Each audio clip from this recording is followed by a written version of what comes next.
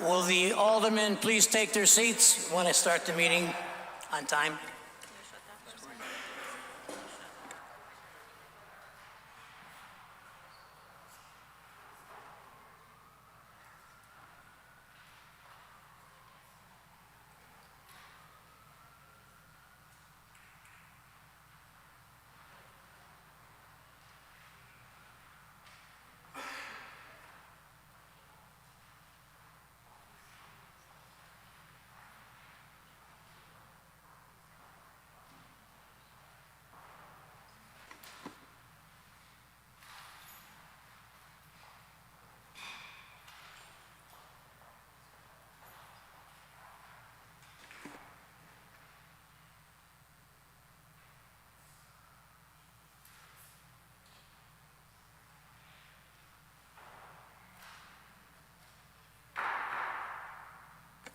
Good evening, ladies and gentlemen. Welcome to the 2026-2027 Board of Aldermen Budget Deliberations. Today is Monday, April 27th, 2026. And we are continuing with the department presentation portion of the 2026-2027 Aldermanic budget process. Will everyone please stand up and join me as we pledge allegiance to our flag? I pledge allegiance to the flag of the United States of America and to the republic for which it stands, one nation, under God, indivisible, with liberty and justice for all.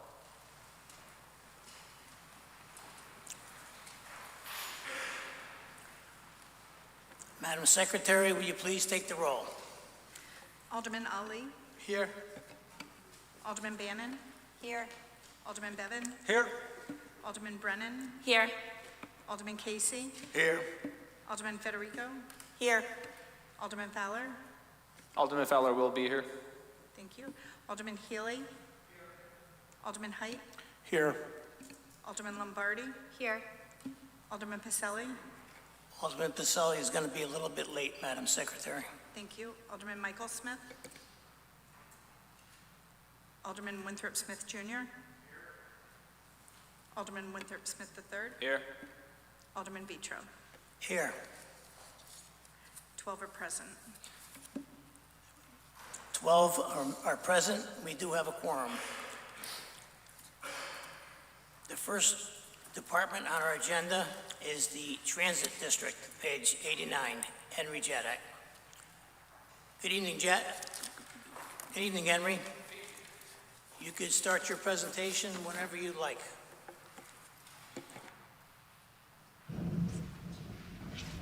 First of all, thanks for rescheduling. I had a little problem last week, so I really appreciate being able to present tonight. We're asking for a very small increase from last year's appropriation. To let you know, if you don't, the services that we provide a fixed route local service, a fixed route reverse commute service from Milford to Norwalk and back, ADA van service, elderly van service, and a micro-transit service that runs primarily on the weekends and at night. We also manage the train station parking for Metro North commuters and the 2 train stations that are there. What we ask for from the city is approximately 10% of our overall operating budget.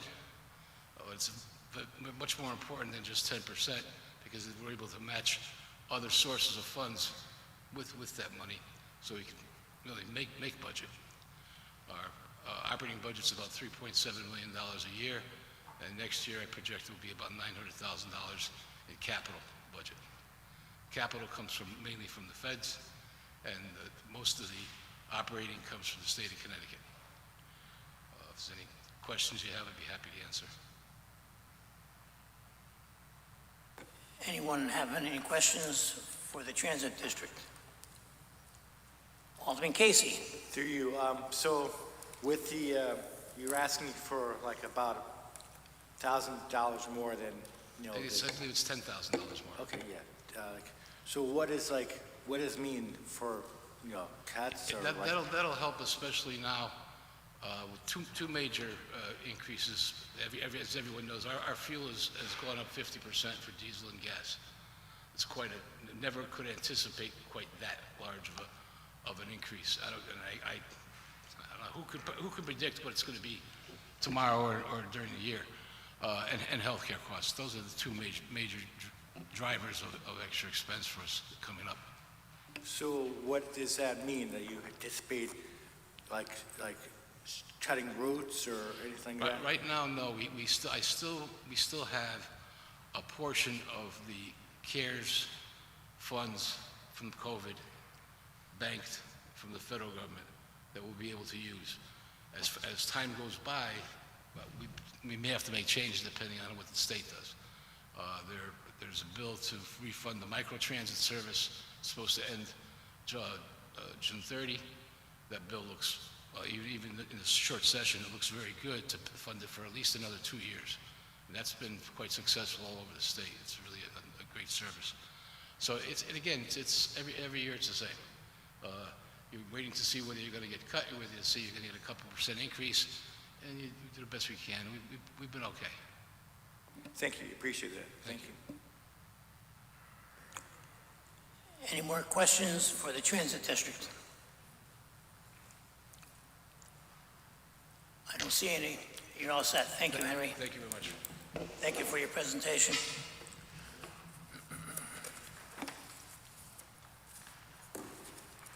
Next department on our agenda is the Finance Department. Page 37, the director is Peter Iridici. Peter, you have a presentation for us, or? Through you, Mr. Chairman, to the Board of Aldermen, yes, I just have some brief remarks to make, and then we'll open up for questions regarding the Finance Department budget. As I've said each year, the department is very grateful for your support, and as you can imagine, each year we are faced with our challenges and faced with the increased volume and complexity of the world of finance and all the things that we do.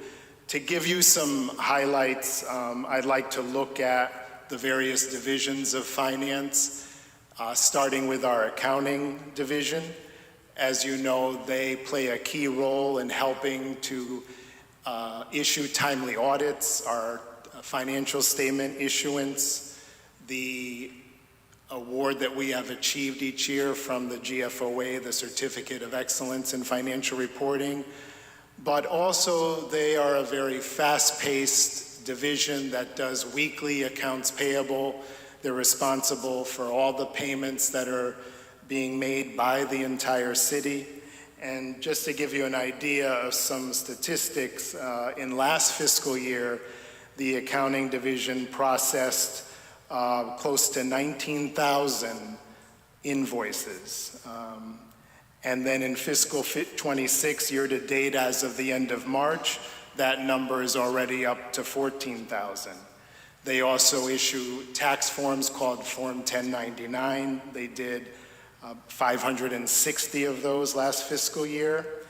And something that is worth noting is that they have done a great service to the city by helping launch a program that we instituted back in fiscal year 22, an AP card program that provides payments to vendors who are eligible and who select it to be paid via a virtual Visa card instead of check. So that has helped to save on paper, to some extent postage, and we also get a revenue share from Visa, from the credit card companies, and that from fiscal year 22 to fiscal year 26, that revenue has averaged about $18,000 annually for the city, and we as a department have raised about $95,000 in revenue that flows into the general fund from that. Our treasury and payroll division is always busy. They have a weekly payroll. They have just launched this year working with HR and our IT department, converting our existing Kronos timekeeping system to time and attendance, the system that is Munis, or Tyler Technology System. So we're looking forward to that going live later this year. And they've also with the the treasurer's office, in consultation with my office, are working to enhance our defenses against check fraud through working with our bank. Then we have the assessor's office, who, as you know, completed the recent revaluation, and each and every year they work to complete the grand list. This was a very challenging year, completing all the work for the reval, so I want to give them praise and gratitude for their service. And then our tax office, collecting about 90% of the revenue of the city. It has done enhancements to the website, making it more user-friendly, enhancing the navigation and the display, because people have different devices. They may look at online tax bill paying through their tablets, through their computers or phones. So Corey Gumberwitz, our tax collector, has been working with our software company and with our credit card company to make enhancements there, and he continues to look for improvements. And then we have our purchasing division that has issued close to 4,000 purchase orders. They have worked on bids and RFPs for the city, and also vendor management.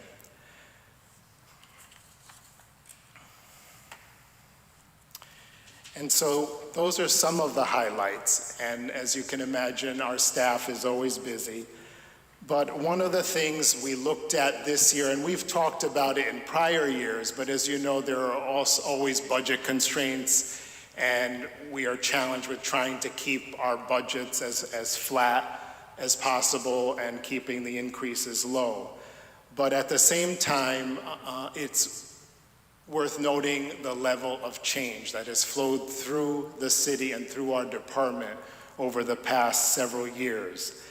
And it's hard to take care of everything and to do a full staff reorganization all at once, but in discussions with my division heads, in particular the tax collector, our city accountant, and purchasing agent and treasurer, we took a look in particular at the specialist in the department. You can see that from the department request column, that a case is being made that those positions, we had updated the job descriptions several years ago, brought them up to date to what they're doing, but the positions themselves, the salary has not kept up, so to speak. And you look at what they do, the level of complexity, the level of volume, the decisions they have to make, working with all the city departments, the turnover in the departments, and having to work in explaining, training to some extent, the new employees, and also calling the software company when there are problems with the system. These specialists on their own sometimes have to call the company and put in support tickets and work to resolve issues. Those are just some examples. And we look to say, what can we do to help retain these people, to make the salary commensurate with the evolving of the position, responsibilities over time, and thinking ahead long term. If when they do leave the city, how can we recruit people to replace them? So, as you can imagine, the city as a whole looked at all the budget requests for positions, and obviously it's very difficult to do everything all at once. I think the mayor, I as the head of the department, as finance director, we hear what the staff, what the division heads are saying. We don't ignore it, but we understand it was difficult to do it all at once. The Board of Finance understood. But to be fair, the division heads respectfully ask that you reconsider the request, take them under consideration, and hopefully help to try to address this in this budget and going forward as well.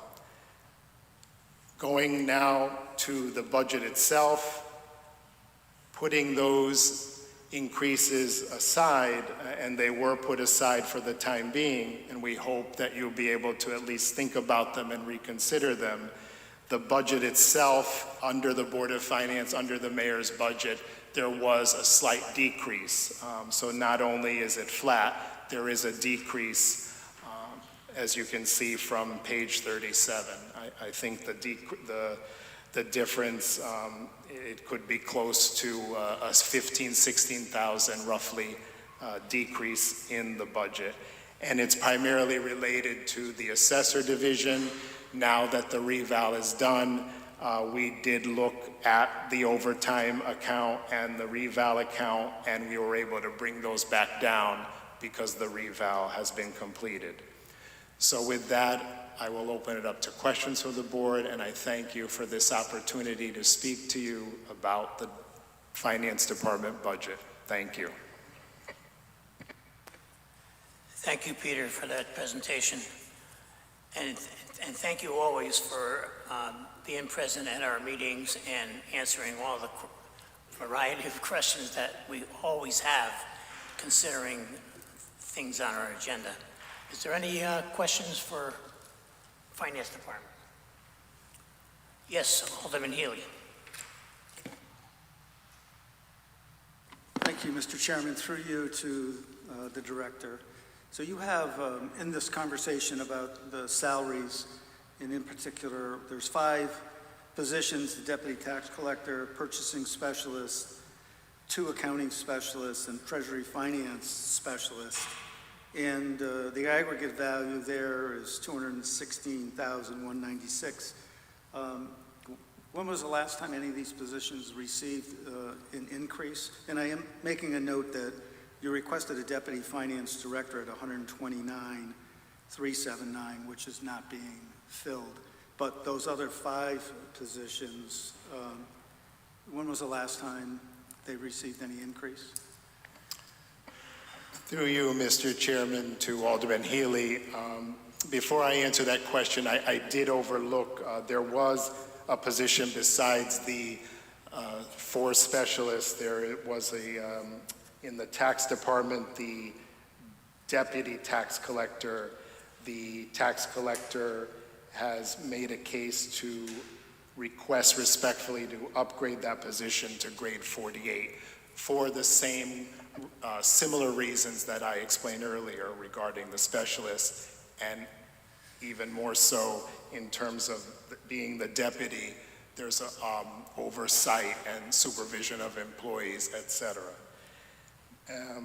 Regarding the deputy finance director, that you're correct, that would add a total of $216,000. If you exclude that, I believe the total of the increases is about $86,000 for the 4 specialists and for the deputy tax collector upgrade.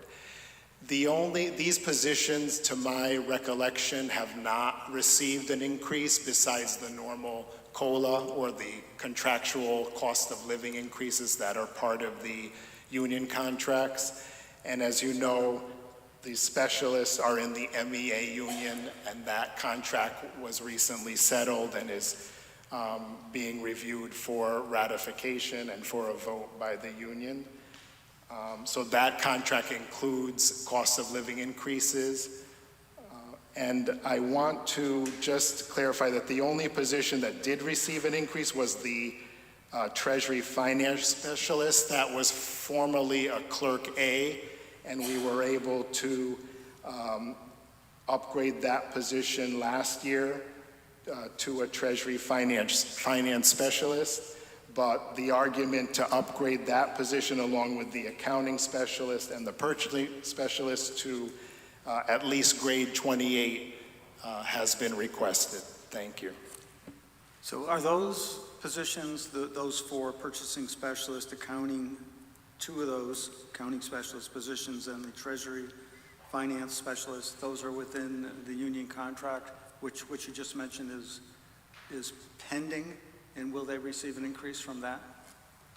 The deputy tax collector is in the Milford Supervisors Association, and that contract will go to negotiation in the future, in the near future. But the remaining positions, yes, are in the Milford Employee Association. The contract that was recently, the tentative agreement, if you will, that was recently presented to you, in executive session. And that contract does include cost of living increases each fiscal year. Okay, and with yourself and the analysis that was done, was there something done in terms of a market analysis in conjunction with the HR director for these particular positions? Through you, Mr. Chairman, to Alderman Healy, the HR director is aware of the request, but I believe that she talked to you about that new software that she had purchased or will be purchasing that will help enhance the city's ability to look at market salaries and what is being paid with these level positions. But with that said, the division heads have done their own research, and in their opinion, they even felt that the grade should be 29. But I and the mayor looked at it. I, in particular, held back and said, well, I think we should at least try for 28 at least, but to be fair, they did say that 29 was their opinion of what would be warranted. Thank you. So they issued a position paper relative to this and then submitted that to you and to the mayor, which is still being considered? Through you to Mr. Chairman Alderman Healy, yes, it is being considered, but we felt that it was challenging to consider in this particular budget. But the division heads, and I understand where they're coming from, they respectfully ask for the board to reconsider and to consider it again. And I wanted to be fair to them for their request and for the paperwork and for the case that they made for these upgrades, including the upgrade for the deputy tax collector. It would be good for the board, for this board, to be able to have access to that information in terms of the market analysis that was done in terms of comparables with similar sized municipalities, and in your judgment, something that articulates that position. So when the board is considering where we're going to, allocate funds or perhaps make adjustments, that we'd have that available to us. Through you, Mr. Chairman, Alderman Healy, I'd be happy to share those documents with you, and I will forward them to the whole board. Thank you.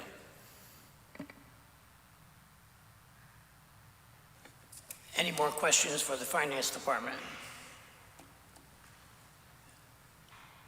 Seeing none. Thank you, Peter. Thank you for answering all our questions, and thank you again for your presentation. The next department on our agenda is Probate Court, page 26. The Honorable Judge Ben Gettinger. Good evening, Judge. Good evening, Mr. Chairman, members of the board. I'm Ben Gettinger, the probate judge for Milford and Orange, and today I'm asking for our standard budget request. The costs are mostly the same. The expenses go up just a little bit. I believe we're asking for about $4,000 more this year.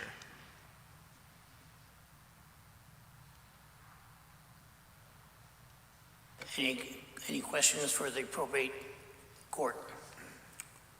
Yes, Alderman Smith III. Thank you, Mr. Chairman. Through you. Good evening, Judge Gettinger. Good to see you. I had a question about, and I don't know if this impacted the budget at all, but it was about a project that you had spearheaded at the Parsons Center, which was the veterans parking spot in front of the building. And I know that that was, again, a project that you had spearheaded for limited to no cost to the city, I believe. So I was wondering just how you came up with that idea and how you accomplished that goal. All right, thank you for the question. So the idea was born out of guilt, quite frankly. The probate judge gets a parking spot at Parsons. I'm very grateful for it, but I don't necessarily think I deserve it over anybody else from the public or anyone that works at the building. But one day I parked was on my way in, and I saw somebody with a veteran's license plate circling around the parking lot. And I knew other towns and other states have veteran parking spots at their government buildings, and I came up with the idea. I spoke to the mayor, and he liked the idea, and we just kind of ran with it. I appreciate that. I mean, that's the type of feel-good story that, you know, you don't hear much of, especially when it costs little to nothing to the city. So thank you for spearheading that, and thank you to the mayor for taking that up as well. Thank you, Mr. Chairman. Any more questions for probate court? Alderman Healy. Good evening, Judge Bettinger. Through the chairman to you. You mentioned just now in your opening remarks, you thought you were asking for $4,000 more in this budget. I don't see that request. I see the department request, mayor recommendation, finance board recommendation are all the same, $26,530. So I meant we're asking for 4,000 more than we asked last year, but it's the mayor's recommendation, the Board of Finance's recommendation. And just to clarify further, the total's 4,000, 3,000 would be coming from Milford, and 1,000 would be coming from Orange. Okay, thank you. Thank you.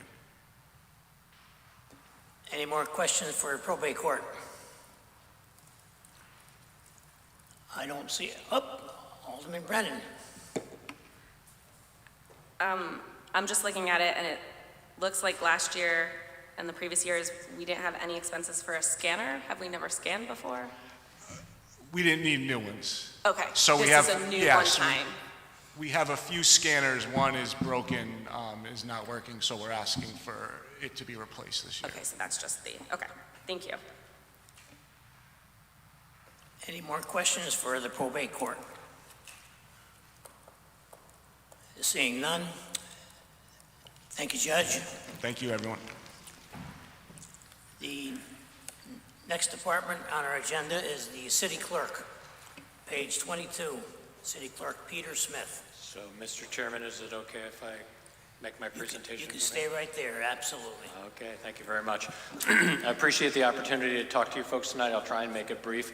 I did give you a one-page document that outlines some of the items that we do in the clerk's office. I will say that I couldn't do any of this without great staff.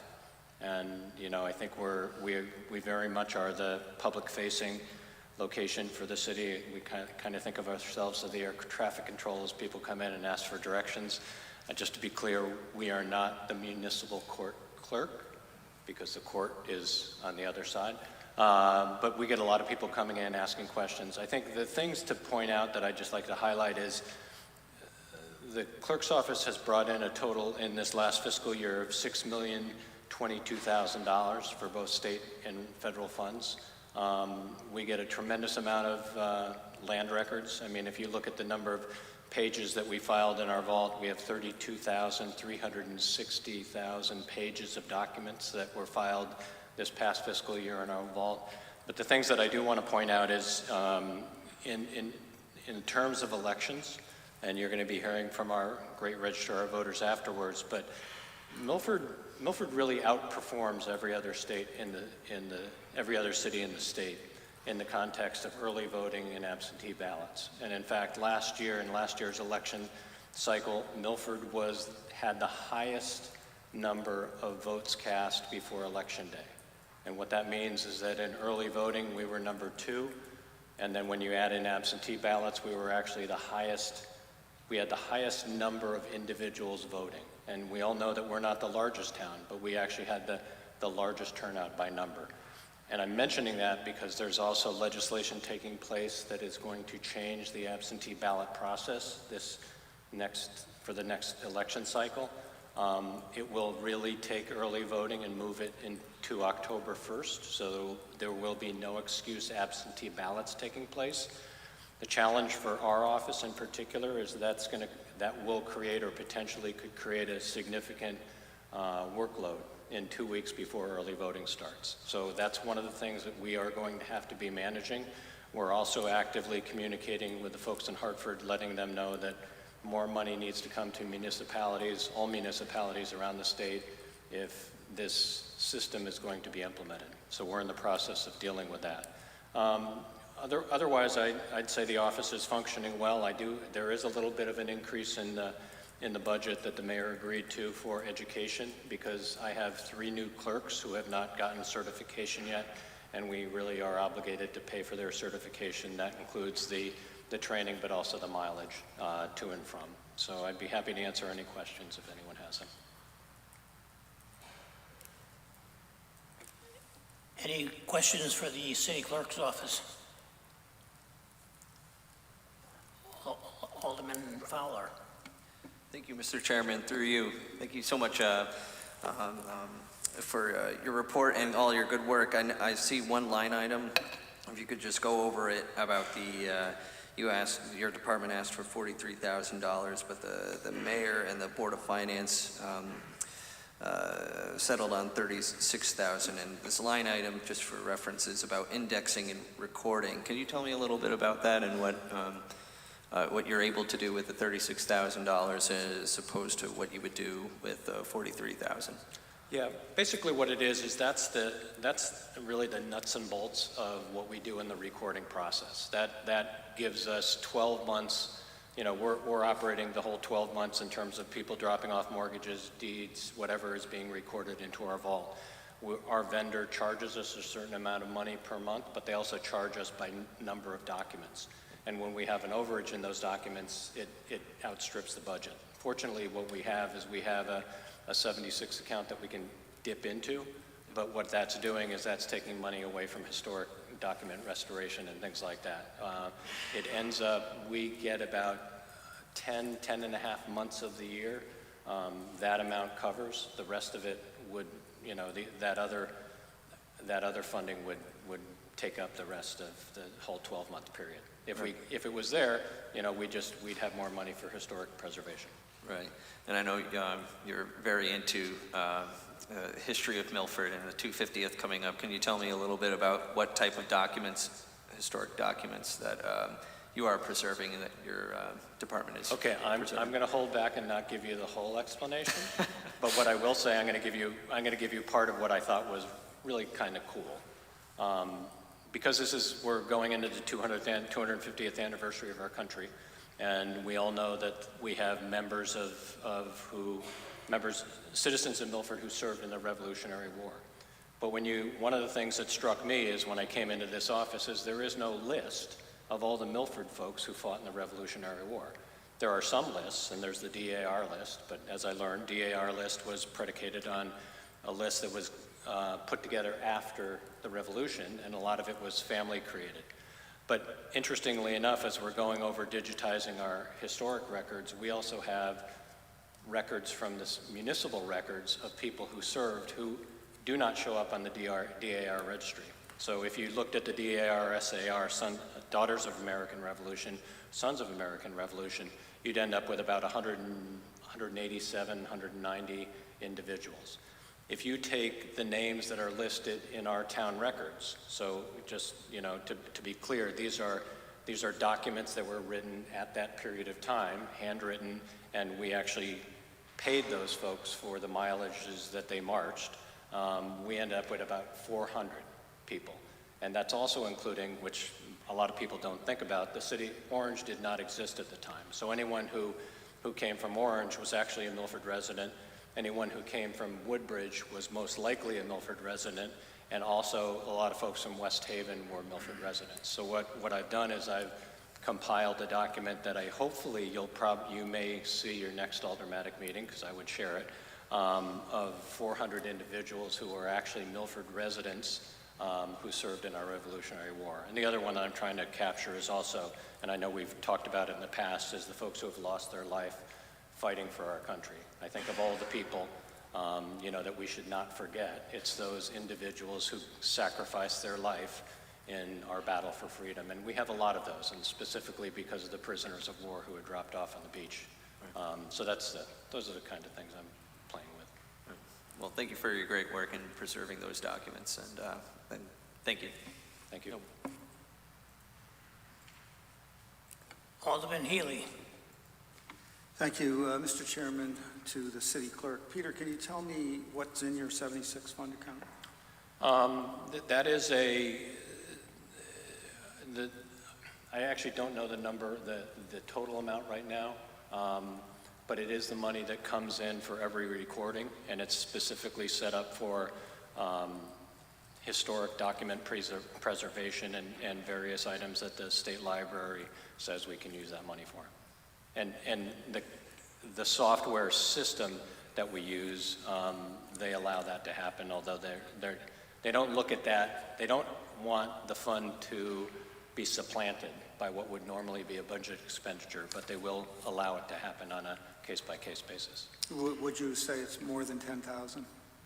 Oh, in the 76 fund? I think Yes.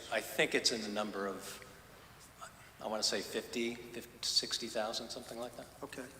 And your one-page handout is excellent, and I also just want to make a brief comment relative to the clerk's office. I've found Peter to be very accessible and researching. Not only are you keeping track of all these things, but the historical documents relative to ordinances and on all the minutes and referendums, and he's been very helpful to me in terms of just trying to research different matters. So I really appreciate the good work and the effort that your office has done. So thank you. Thank you, and we're going to get better. I mean, there are lots of different ways we can improve that we're working on right now.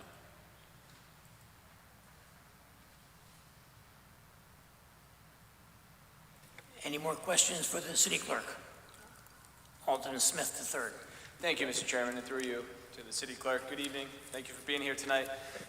And the city clerk's office does just a fabulous job. As you know, I often use their services, and they're always very welcoming, very knowledgeable, and you have actually shown me some pretty impressive historical documents as well in the back vault. So your endeavors to preserve those documents is excellent and is commendable. So thank you for that. Just one quick question with respect to the budget, and something that may not impact this year's budget, but could impact future budgets. But there was talk to potentially open the city charter, and one of the recommendations was to potentially have the city clerk have a 4-year term. And as you probably know, the city elected you to a 2-year term. I was just wondering, would you support a 4-year term for the city clerk, or would you support what the electorate elected you to? Clearly, I support what the electorate elected me to do. I mean, that's what I ran for, and that's what I won. I will say in terms of the 4-year term, I know that there are many clerks around the state that have moved from 2 years to 4 years. It doesn't, we wouldn't be cutting any new path. I mean, for instance, Fairfield is now a 4-year term. I mean, she's the one who I deal with most often, but I think that's a decision that each community needs to make. I think from my perspective, the one thing I will say about the job of a clerk is, although it is a political position, and I actually believe that it should be an elected position, because I would, with all due respect to the mayor, I think it's important for this job to be beholden to the electorate. And I know that even though I didn't have an opponent this time, the fact that you are running for office and you have to serve your constituents, I think makes you more responsive to your constituents. But a 4-year term just makes gives more stability in terms of any elective office. And the other thing I'll say about this office is it's amazing the complexity of what this office does. And like I said, I wouldn't be successful without good employees, because that's really the nuts and bolts of it. But it's important for a clerk to understand all of the nuances in terms of what's going on. So overall, I'd be supportive of a 4-year term, but again, it's up to the electors. And thank you for that. Thank you, Mr. Chairman. Any more questions for the city clerk's office? I don't see any more. Thank you, Peter. Thank you. And thank you for all the work that you do for the city. The next department on our agenda is the Register of Voters. page 15, registrars Deborah Fellenbaum and Kerry Rowland.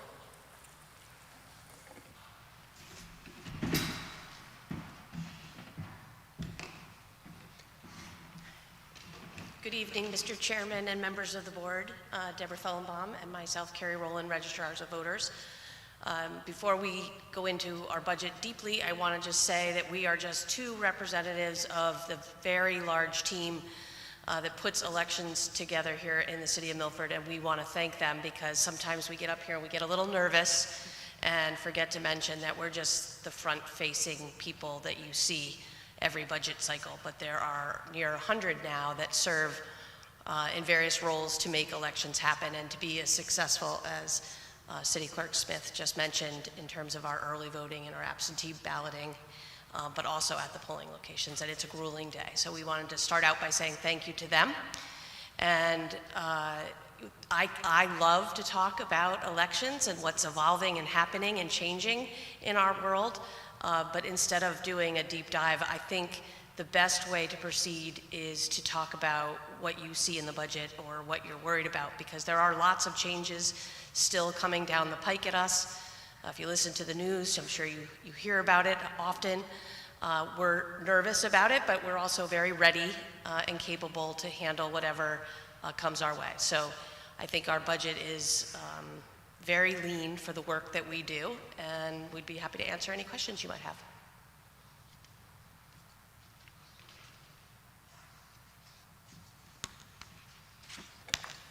Any questions for the registrars? Yes, Alderman Fowler. Thank you, Mr. Chairman, through you. Thank you for coming, I have a question sort of similar to what I asked our city clerk. There's a line item here that says it's a file cabinet that would be for $10,000. I know that wasn't eventually approved by the mayor or recommended by the mayor and the Board of Finance, but could you talk about the need for that? Obviously, there's a lot of changes coming down. What would be the need for that, and would you anticipate coming back to this board next year with that request? So we have put that in the last several years because we are running out of fireproof cabinets that hold the registration cards that we're required by state statute to have in those fireproof cabinets. And one of the reasons that we put it on several years ago is because it started out at about $7,000 for the cabinet that is exactly or near exact to what we have currently in our office. And that price keeps going up, so we're worried we're going to need it. The reason when we talked with the mayor that we thought we could eliminate it again this year is because we are transitioning from the older computerized voter registration system to a new total vote system. And we're hoping that that will streamline what we call in our office system removals when someone is no longer on the voting rolls. We have to hold it for a certain amount of time. And so we're hoping that the process by which is like a 3 or 4 step process now where we hold those cards will go a little more quickly to not require fireproof storage. If that's the case, then we won't need that filing cabinet at all. If we still have to maintain these files for the extended period of time that we maintain them now, we're kind of out of space. We literally, if we put things in the very bottom drawer, are sitting on the floor trying to file. And I'm getting older. And it's really, even on a stool, it's not that easy to do. So it's just becoming a space issue, and we just wanted to make sure that everybody understood the longer we wait, the slightly more it's going to cost. But we're doing everything that we can in hopes that total vote will eliminate the need for it altogether. Thank you. And could you brought up a little bit about fears or things coming down the pike. Can you, for the folks watching, what things are worrying your department and worrying? So one of the big changes, City Clerk Smith mentioned about no-fault absentee balloting. We like to be very frugal when we buy ballots, for example. So we are looking at historical data when we decide how many ballots we need to have absentee ballots and early voting ballots and polling place ballots. And what we saw was a shift where 50% of our turnout was in early voting and 50% was in the polling locations. And that was easy to manage and figure out. With no-fault absentees, does that mean it's going to be 33%, 33%, and 33% turnout across the board? We have no way of knowing. It could be 50% that way. It could be 25%, so that's a concern, because we don't like to throw away ballots that are unused because we spent money on that. Right. Additionally, this conversion from our current system to total vote was supposed to be implemented in December of last year. It then got delayed to February, it got delayed to March, and now it's delayed again until December of this year. That implementation has wreaked havoc sort of on our daily processes, but also our election processes, because we have to bring people up to speed and train them to use this new system. And I'm a little worried from some of the trainings that I've been in that the data conversion will be smooth. I don't want to lose voters, I don't want to gain voters, I want it to be clean and smooth transition from one data usage to another. And thirdly, I would say a big one is the change from the early voting ballots being placed in an envelope and held and counted on election day to now being put in tabulators. The good news is I spent, 5 years coming before you, Deborah and I, talking about the older tabulators, and I was worried. These are fantastic. But I'm still not sure of the exact process that will take place for the chain of custody for these ballots. Obviously, they will be secure. Obviously,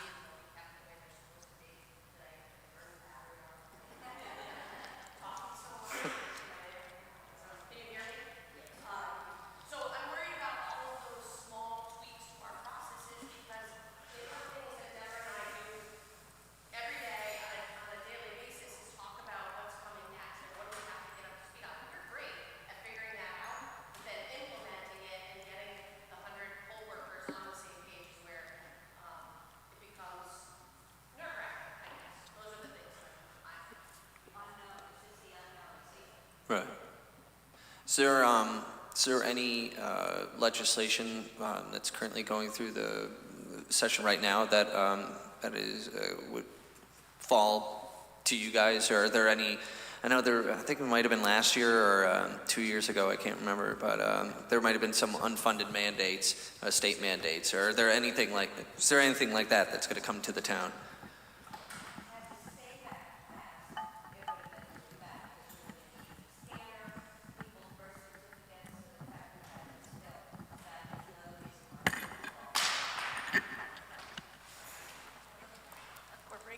left and right.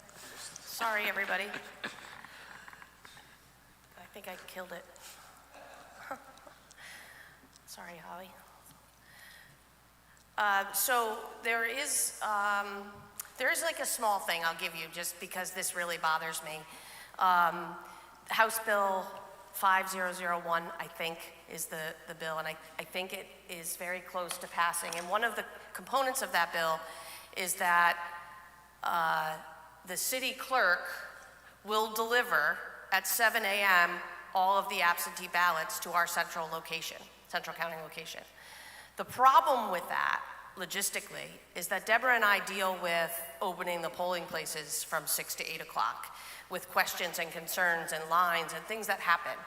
So if we also have to be in central counting, preparing our central counting workers, it doesn't allow for we're the only department with 2 department heads. That's why we elect a Democrat and a Republican, is so that we do these things together and we make these decisions together. It's a small example of how sometimes the legislature might be thinking, wow, they can start earlier, let's do this. But that little word that he has to deliver those at 7 a.m., it puts us in a really big bind logistically with our staff and with ourselves and where we go and what we make the priority when and if there's an issue.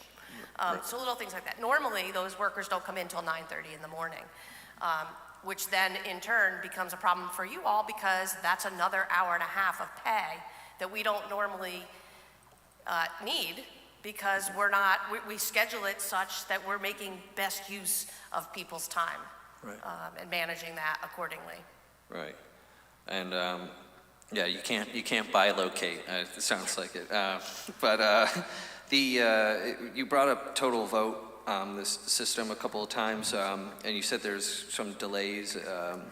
Could you explain a little bit what's causing the delays for integrating the system? Or Well, part of it was GIS. It's gone from, the old system is where we literally put in the street and the street numbers and tell it who lives there and who's registered to vote there.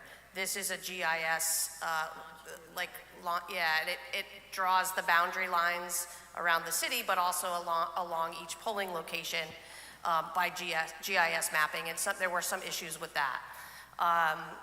The other issue is with any system, and I'm sure there are lots of departments in the city that face this, when you buy software and it came from another state, it's a general package of software. It doesn't necessarily fit perfectly in the state statutes that Connecticut uses to run and register voters, and how do people get canceled off the registry rolls, and has to be adapted to fit our laws.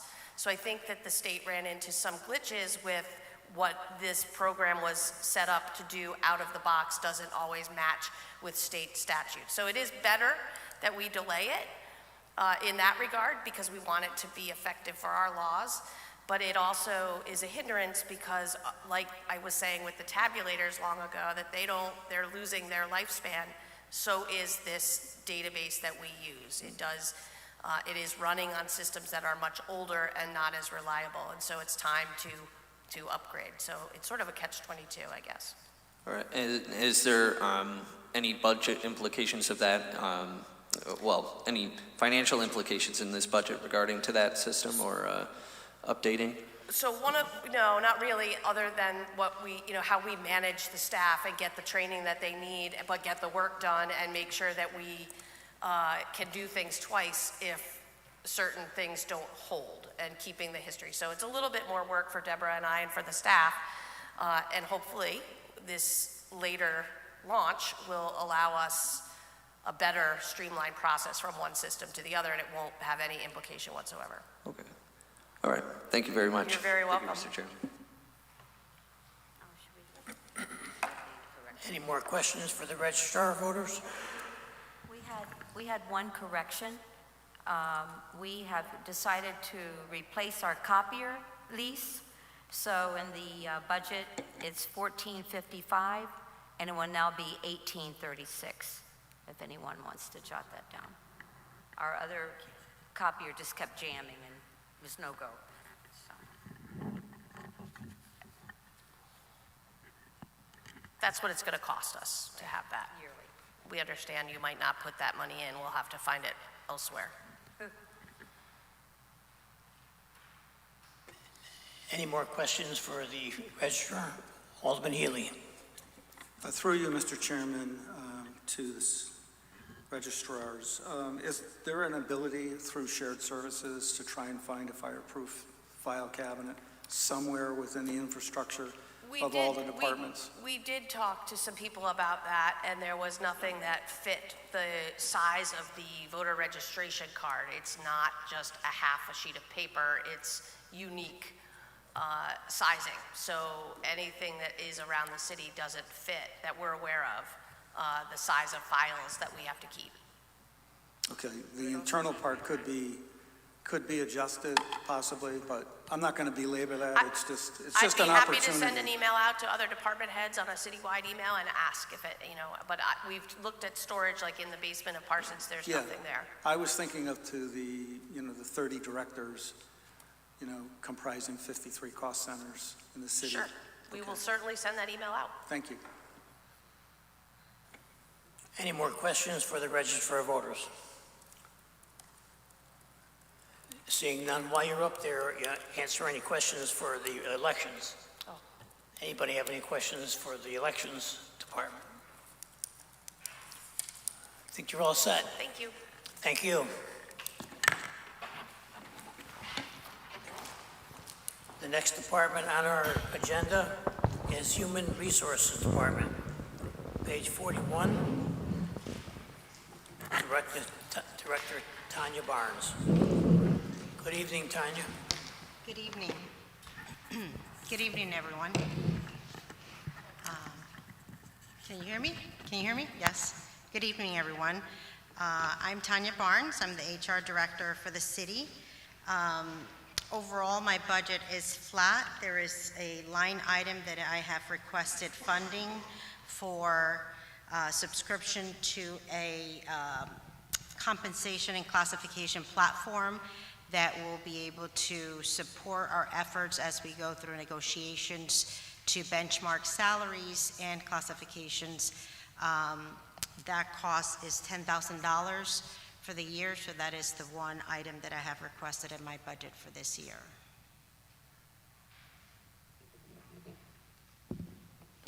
Are you ready for questions? Yes. Any questions for Human Resources Department? Yes, Alderman Bevan. Thank you, Mr. Chairman. Through you, my question isn't directed to you, it's directed over to the Finance Director. The very last item on page 42, contractual wage adjustment, it appears that the $900 was not actually put in there, but it does show up on the regular wages. So in the end, the department total from the Board of Finance does not change. It's just that that one line item, I believe, was omitted by error. Thank you.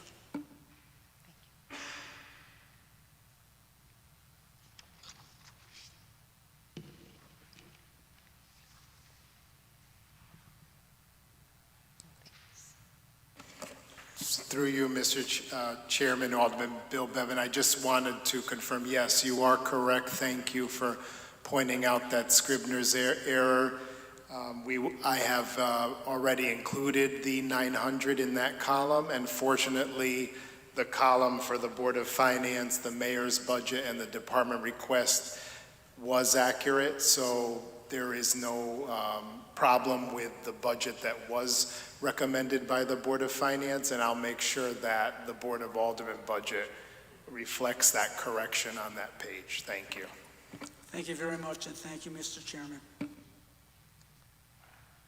Any more questions for the Human Resources Department? I don't see any.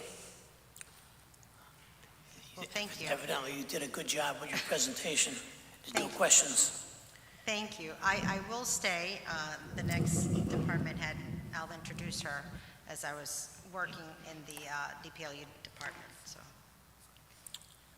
Okay.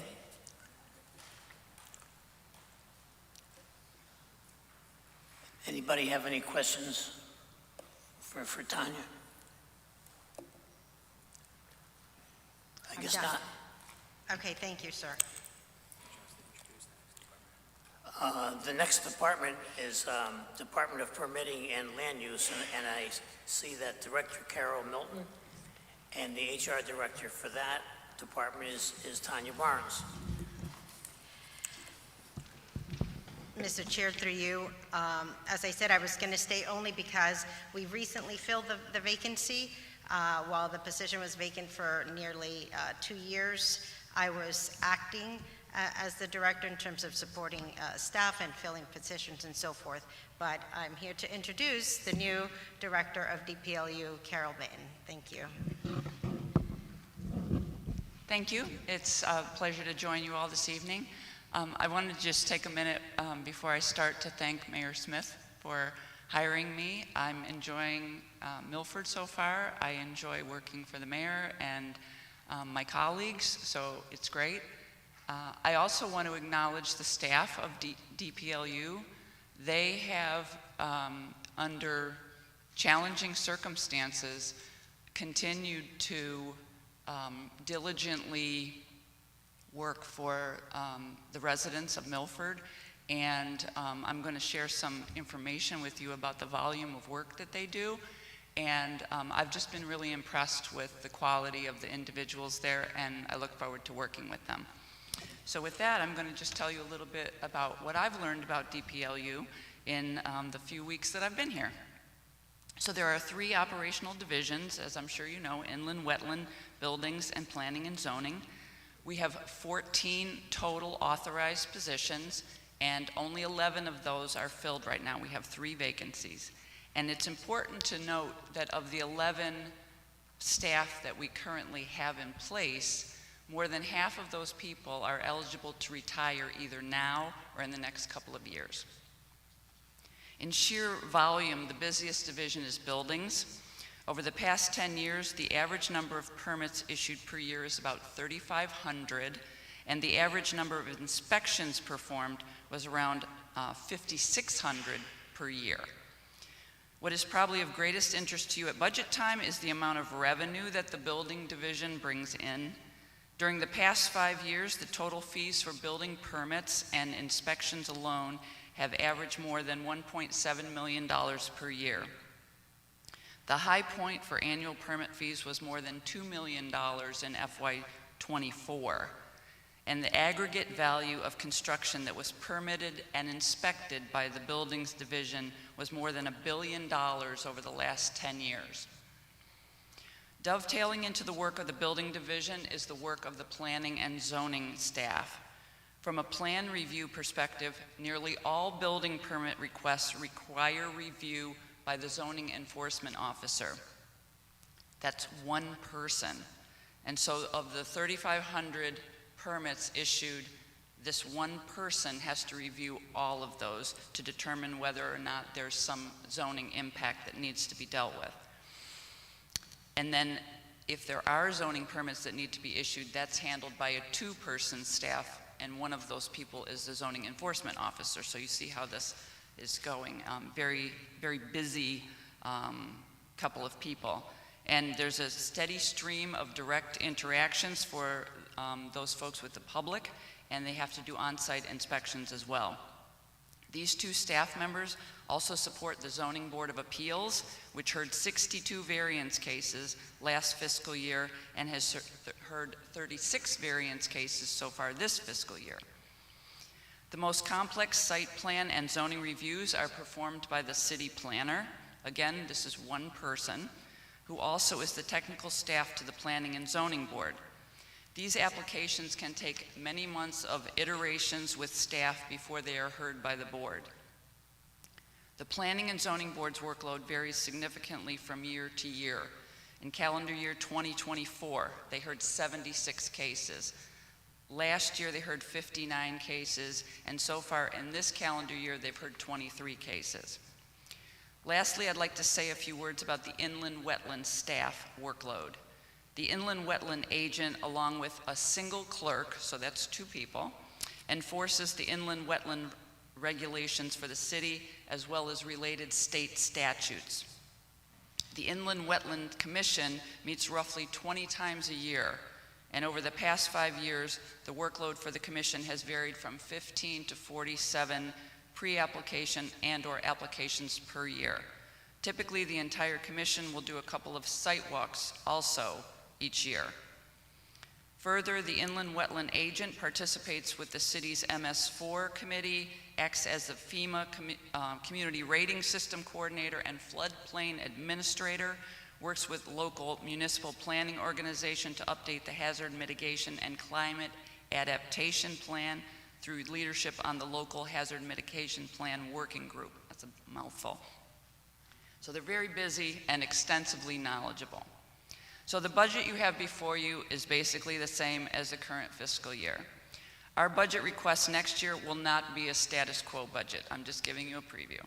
DPLU is understaffed to perform its important role in protecting the life, safety, and quality of life in this community in a proactive manner. Almost everything we are able to do is reactive, which doesn't lead to the best outcomes. Mayor Smith talks frequently about the city being at an inflection point. In fact, you heard Robert Towns mention that when he gave his budget presentation for community development. Inflection means change. The change has many sources and is largely external to the city. So we have AI, we have the shrinking office footprint nationally, we have the changing face of brick and mortar retail, and so on. So we can either simply keep reacting to these changes, or we can shape and direct the way they impact Milford so the outcomes are intentional instead of accidental. And DPLU will be a big part of that. So with that, I'd be happy to answer any questions you have.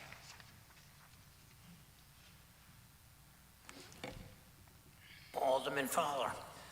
Thank you, Mr. Chairman, through you. And thank you for your presentation and welcome aboard. Congratulations. Thank you. You talked a bit, well, just now about that next year's budget won't be status quo. Can you talk a little bit about what you would present to this board next year? What are some inefficiencies or ways that the department can grow, or ways to invest that you've seen in your time here so far? I think the only thing I'm comfortable saying specifically right now, aside from the fact that we are understaffed, because it's not fully formed in my mind, is that we need an assistant city planner. We used to have an assistant city planner.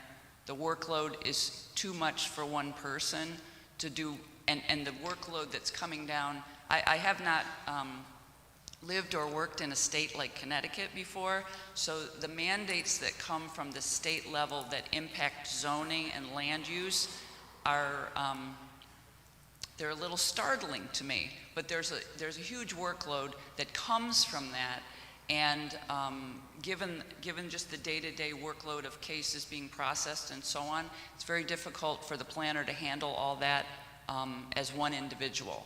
So we will be behind on some of those state mandates. Okay.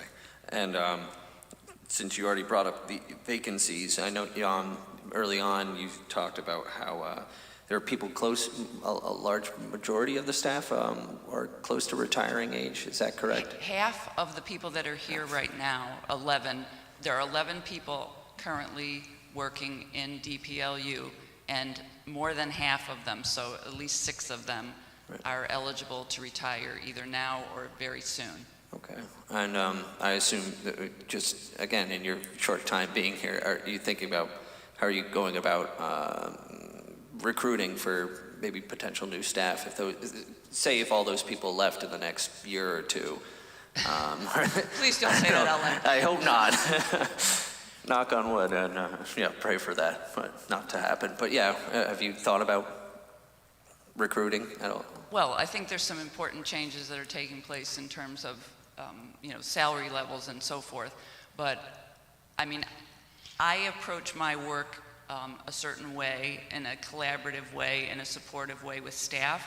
And all I can commit to you right now is that I intend to create a work environment in DPLU that will make people want to come and work in DPLU.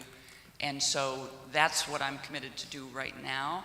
But I think there's something, there's many more broad things that we can do, like working more collaboratively across all the different departments. This is also a very siloed government, and I'm committed to, and as are my colleagues. It's not, I think it's a circumstance. I think it's exacerbated by the building that we're in, unfortunately, because of the configuration of the offices. You just don't have those collaboration opportunities by being in environments where you're running into people the same way you would in a traditional office environment. So we have to be intentional about our collaboration. And I think if we can become more proactive, people want to work in an exciting environment. And I bring a certain energy level to it. I want to encourage that energy level, and that will help attract people. But Tanya and I are clearly going to be working together to try and attract the kind of professionals that we need, especially for the more senior technical people. That's going to require some concerted effort. Great. Well, thank you very much, and congratulations on the role, and I wish you the best of luck. Thank you. Thank you, Mr. Chairman. Alderman Healy. Thank you, Mr. Chairman. Through you to the new director, congratulations on your appointment. And can you identify the 3 vacant positions that you currently have? The 3 vacant positions? Yes. The chief building official is vacant. We have a clerk A position that is vacant and an administrative assistant position. Okay. And as you've indicated, you will work with the Director Barnes on fulfilling those particular positions. Do you both feel that those, where the salaries are currently, that they're competitive in the marketplace to attract the right people? Through you, Mr. Chair, the 2 administrative positions are part of the MEA bargaining unit, which we just negotiated a contract with, and I do believe the changes that we made through negotiations have put those positions at marketplace. The building official position is part of the supervisors union. We will be going into negotiations with that bargaining unit, and we will be looking at all the classifications to ensure that if there are any specific ones that need to be looked at in terms of wages because of comparable municipalities and wages, that we would address those through negotiations. But the 2 administrative positions, I will say certainly yes. Okay. I'm excited that you're here, and between yourself and the new Economic Development Director, Mr. Towns, and with the Mayor's Office, I think there's a great opportunity for that collaboration that you described. I'm against the silo type of, a status quo, but, the openness in terms of filling these positions, perhaps getting a deputy city planner or an assistant city planner, also, it's only going to help us in our job as these agencies, yourself and economic development, help grow, the city, make the city attractive, and assist people with the permitting process and getting development, in. It's going to help us in our budget deliberations because we're going to attract more revenue, hopefully, as we move forward. So I think we have an outstanding finance director, and I'm sure you're going to avail yourself as you're working through the process to build those relationships. So congratulations and good luck. Thank you.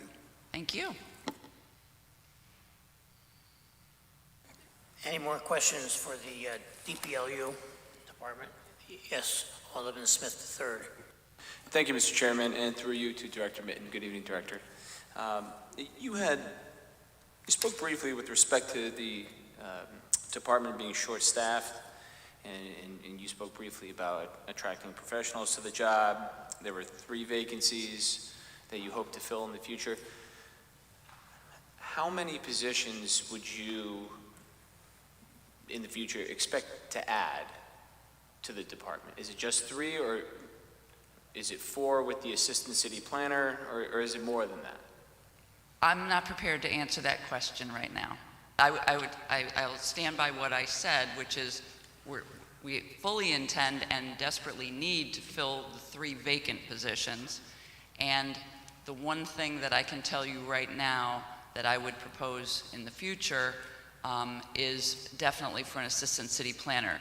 There may be more, but I haven't thought that through yet with the mayor. I have some ideas, and I know the mayor does too, around that, and they're just too premature at this point.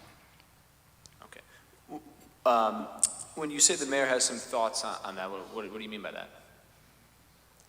About ways to streamline what the city does in order to deliver services more effectively for the residents. Okay. And the assistant city planner position, do you know typically how much an assistant city planner for a municipality like Milford would make? I do not. The only thing I could reference would be the salary for the existing planner as a point of reference. That's all I know. Okay, so no thoughts or discussions or research into how that may impact the budget? No, because I'm not suggesting it for this budget. I'm saying in the future that will be part of the package, just because I know that there is such a need right now for an assistant city planner that is something I would be proposing. I'm not proposing it now. Thank you. Thank you, Mr. Chairman. Any more questions for the DPLU department? I thank you very much for your presentation, and congratulations on your new position. Thank you. Lots of luck. Thank you, Tanya. Next department on our agenda is Bridges Community Healthcare Incorporated, page 89. President and CEO, Jennifer Fiorillo.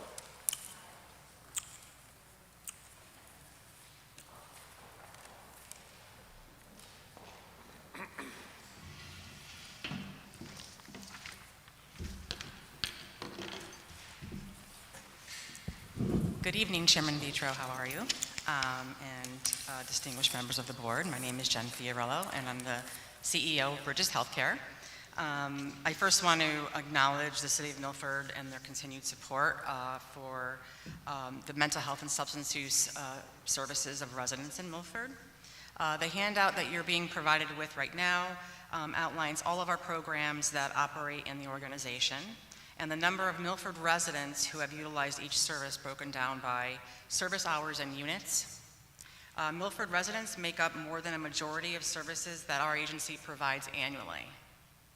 And our largest programs by volume are our adult and child outpatient services and medication management. And these are the programs that the city's allocation of funding supports the most. They tend to be the most expensive services between the medication management and the clinical treatment, which would be the therapy that we provide. One of the struggles of operating an agency like ours is meeting the expenses for the type of services we provide.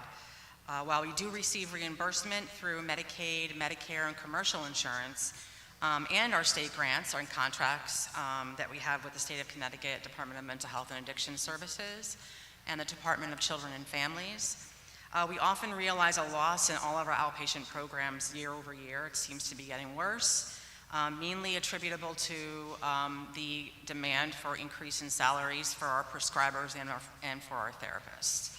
Not to mention the cost of turnover because we've lost so many clinicians. So the City of Milford really helps to offset the gap in funding for us, which is vital to the sustainability of these programs, which really is considered our core work within the agency.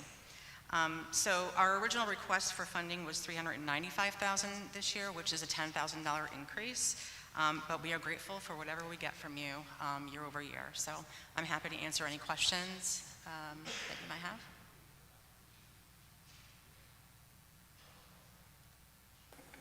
Yes, Alderman Fowler. Thank you, Mr. Chairman. Through you, thank you for being here tonight and giving us these sheets. I'll have to go through them more extensively, but that you alluded to that $10,000 gap. Could you explain a little bit about what you would have done with that $10,000? Well, so in the last several years, we have lost some local funding and support that we've gotten previously.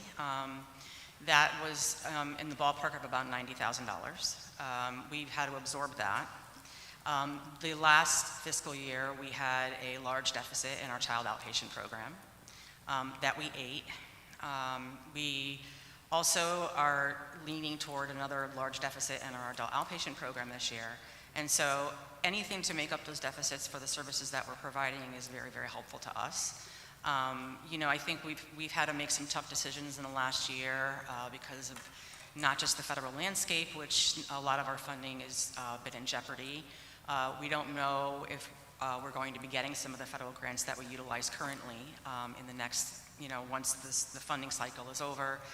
There may not be an opportunity to reapply for renewed funding. So we're faced with a number of challenges, and so any support that we can get from on the local level is important to us. Right. And how much money do you receive in federal grants, and how much of that has been impacted so far? So annually we get about $2.8 million in federal grants. We've already lost about $500,000. We're expecting to lose if we don't have the opportunity to renew, because the funding notices with the federal government usually are posted in a timely fashion, but they've not been posted. So we could potentially lose another $1.5 million this year. What was it? 1.5. Okay. That's if two of our larger initiatives are not funded. Yeah. And that's pretty big numbers. You gave us this sheet for fiscal year 2025, and for Milford residents served by this program. It says 638. Could you give us an overview of, to the best of your knowledge, of how many people from Milford have been served over the past few years? Have you seen an increase in terms of It's care? increased over the years. It's well over half of the people that we serve presently in the organization. Milford is the main city that we serve, so as an example, the first line is substance abuse and mental health outpatient, which includes medication management. Those are for adults, so 638 adults. And if you go down to child outpatient services and medication management, you have another 465. So between those two programs, it's over 1,000, and then we have an intensive outpatient program. That's more intensive. Then we did about another 100 in Milford. So the people that we serve, if you look in the bottom, it's about 1,700 unduplicated and over 1,800 duplicated in Milford. So we serve over 3,000 a year. Okay. All right. Well, thank you for your question, for your answers, and no more questions for me. Thank you, Mr. Chairman. Any more questions for the Bridges Community Healthcare? Alderman Casey.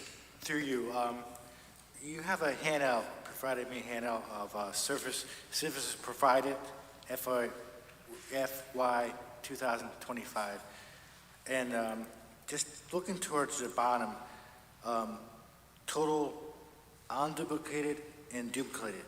Can you explain what that means? Yeah, there's overlap in some of these services. As an example, we have an adult case management program that is listed at 127 people served.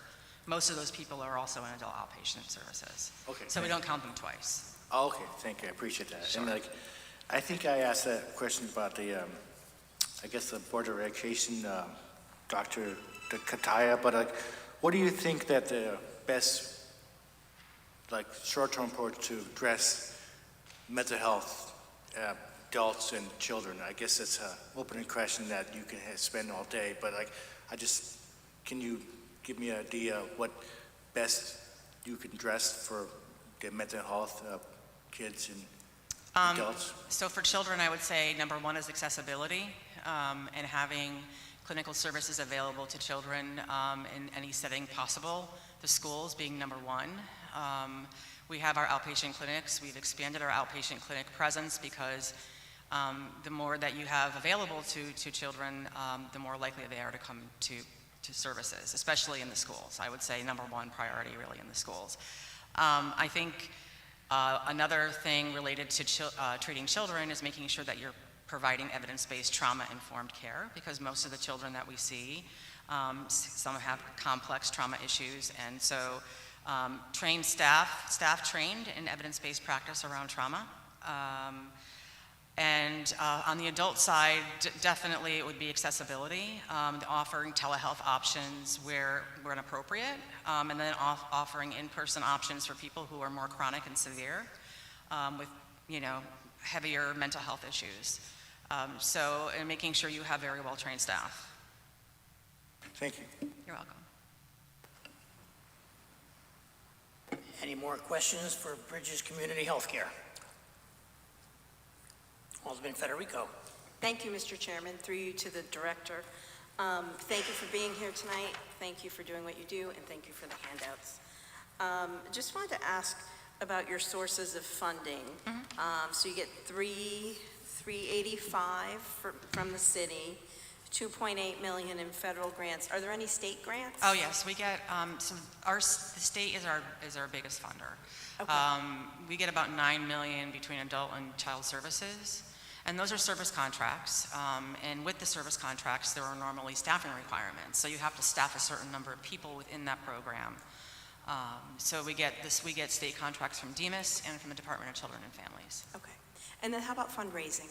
Our fundraising, we have 2 fundraising events a year, and we do an annual appeal. We participate in the Great Give, but it's a very small proportion of our budget overall. Okay. Do you know how much? Probably less than 2%, 1 to 2%. Okay. I saw in your pamphlet you had $33,000 raised from Rock the Dock.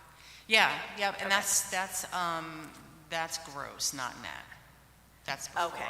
That's, yeah. Okay. All right. Thank you. You're welcome. Any more questions for Bridges Community Healthcare? Alderman Bannon. Hi, how are you? Hi, good, thanks. Through you, Mr. Chairman, have you received any opioid settlements? And I'm only asking in the past because I know we just voted on one that the Department of Health received. And I didn't know if you work with them or do you get your own? How does that? So we actually have a partnership with the City of Milford for opioid settlement dollars. It's separate from this request, and we do very specific work with the Department of Public Health to educate around the prescribing of Suboxone, which is for opioid use disorder medication, through what's called academic detailing, which is educating primary care providers to really not be afraid to prescribe it, because there's so much of a stigma attached to it, and some providers are afraid to prescribe it. And by providing the adequate education around what it means to prescribe, because we're not the only game in town, we only have a certain capacity. So the dollars that we get for the opioid settlement are around educating providers, educating pharmacists around the use of Narcan and the dispensing of Narcan, and some other prevention efforts that we participate in. Okay, thank you. Sure. Any more questions for the Bridges community? I see none. Thank you. Thank you very much for your presentation and answering our questions, Jennifer. Have a good night. The next department on our agenda is the Public Works Office, page 63. Director Chris Saley.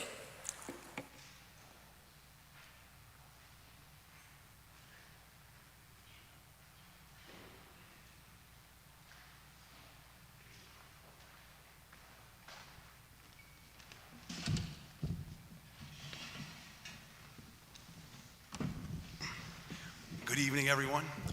Obviously, Chris Saley, Public Works, Rob Harrigan, Assistant Director.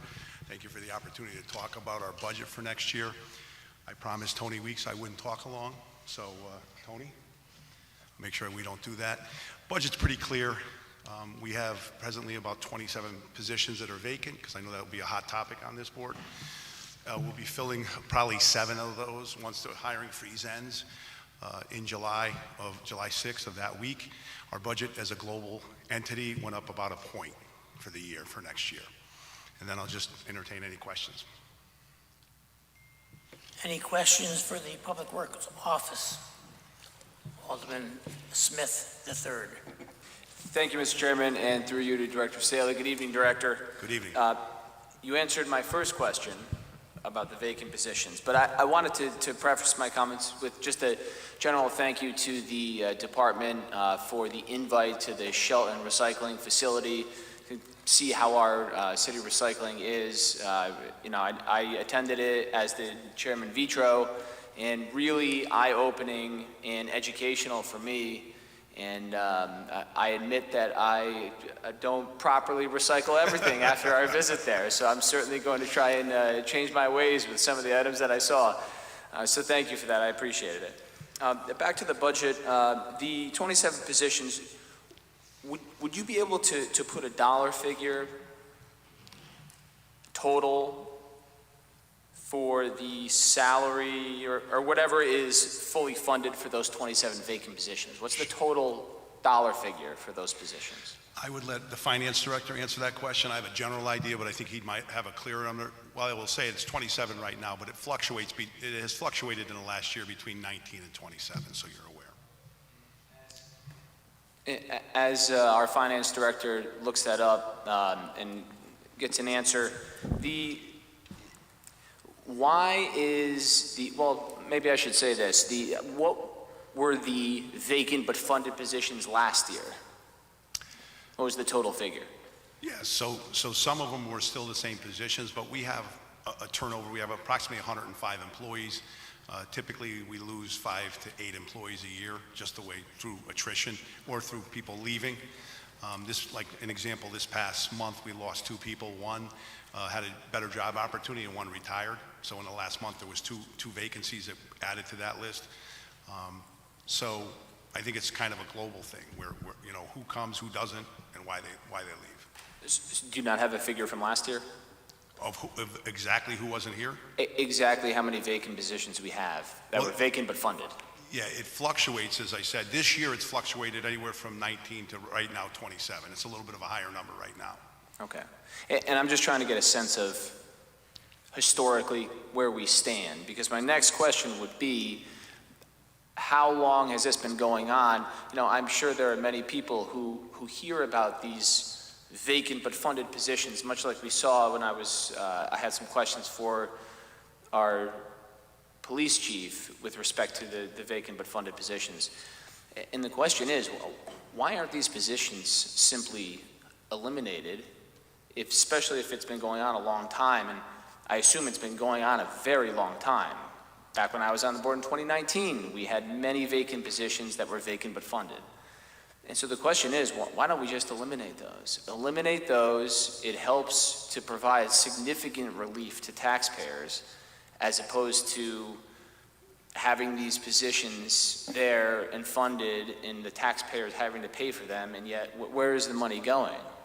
Well, the good news is any surplus in the budget for this year would go back to the general fund, and then that would be your purview and the mayor's purview on how that money is allocated or repurposed.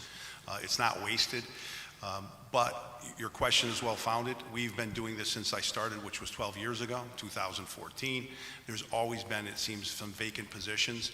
There's always a natural drag when someone retires to fill the position. We also struggled for a number of years, truthfully, with just salary structures. We were underpaying. Right now, we have a engineering tech in the engineering department that we haven't been able to find anyone to come in at the present salary.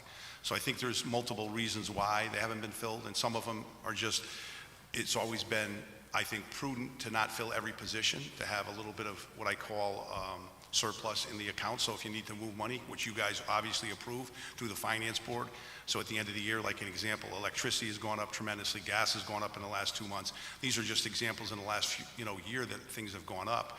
So I think it's prudent, because you can't, as I think other members have said, you anticipate what your budget will be, but in this department, Public Works, there's some wild swings. An example, the last few years, we had very little snow. This past year, we were almost, I believe it's at $400,000 between labor, which is overtime for us, contractors, materials, and we just would never anticipate that. So some of this money has gone into that, which in turn has allowed the board and the mayor to keep our taxes down, because there's an anticipation that we have a little bit of I'll call it fluff or whatever you want to call it. All right.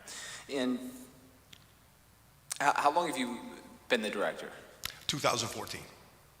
And have these vacant but funded positions been going on since 2014?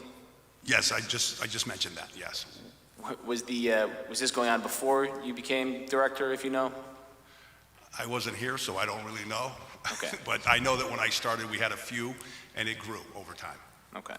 And I think that the concern for taxpayers is, you had mentioned repurposing that money that is funded but vacant, the positions that are funded but vacant. And I don't know if the taxpayers would appreciate having their tax dollars repurposed into how the mayor sees fit, or anyone else for that matter. I think they would much rather see a relief of their tax burden, in however that could help. So I think that would be the most appropriate measure to take. Would you commit to start eliminating some of these positions? At 27 is a lot. Would you commit to eliminating some of these vacant but funded positions to provide taxpayers with relief? Well, I'll straighten that out a little bit. So since 2014, when I started, to now, we've reduced over 30 positions in the department. A significant savings year over year. Those 30 positions, round number with fringe, even if you said it was 100,000, that's $3 million a year. So that's number one. And I would say that, it's not wasteful. I think it's prudent to, when we fill positions, yes, there's a drag time and there's extra money. But that money is not wasted, and the Board of Aldermen and the Finance Board, any budget transfer that we do, you guys have a bite at the apple.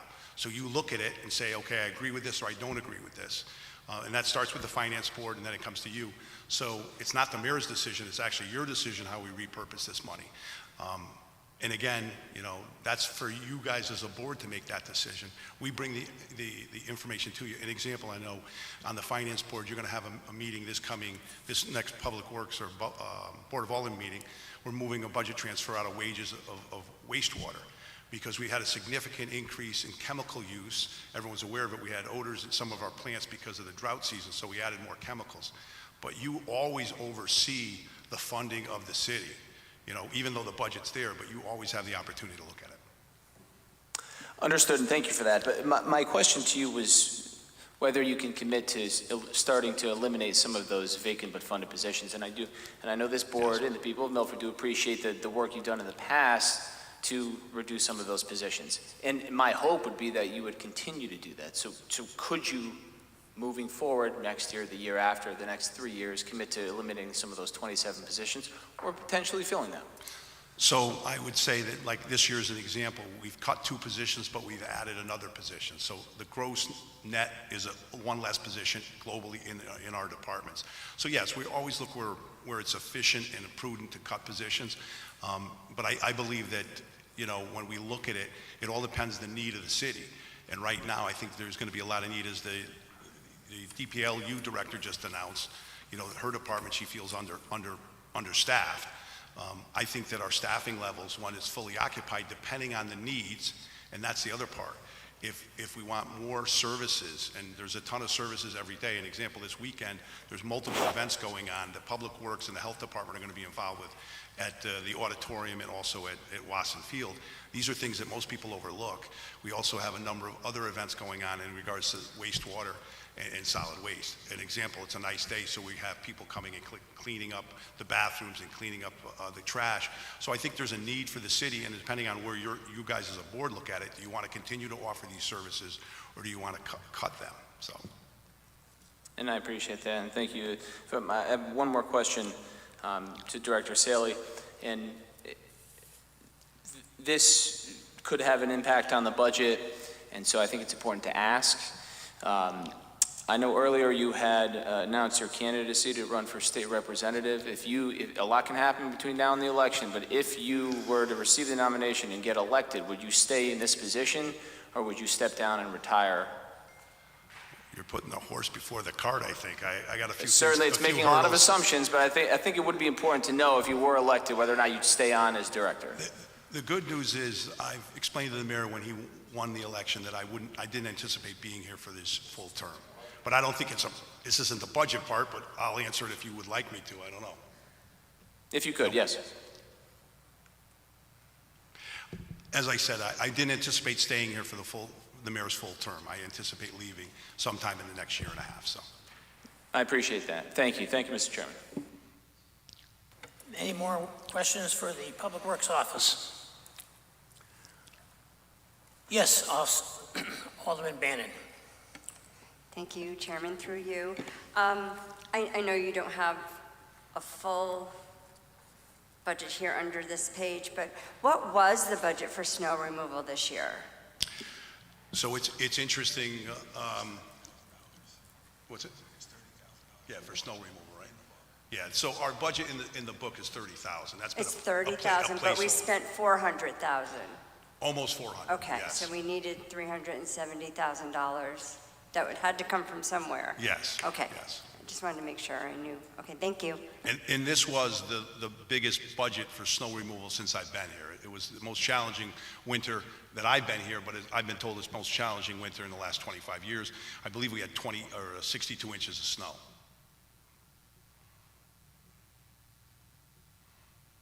Any more questions for the Public Works Office? Alderman Fowler.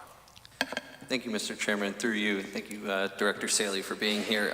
Those 27 vacant positions, I don't know if I caught it or not, but can you tell me what type, what's the salary range between those those vacant positions, and what type of, where would they be in the makeup of the department? What are those jobs? Sure. So they go the gamut from a custodian position during the day, a custodian position at night, to a truck driver, to our engineering tech, Was a maintenance operator at wastewater, and then a number of truck driver laborers and truck drivers. Okay, and then I guess, could you tell me a little bit about the challenges? Or I assume there are challenges of trying to get people to fill those positions, otherwise they wouldn't be vacant. Could you tell me a little bit about? Well, some of the issues we have right now is we're doing through the budget process. If you look at our budget, we've moved some positions around. MS4 requires us to sweep the city streets at least twice a year, every year, and we were underutilizing that position. So we're looking to buy another sweeper, and we're going to put 3 sweepers out. As opposed to when I first started, it was 2, 1 broke, and then we only went to 1.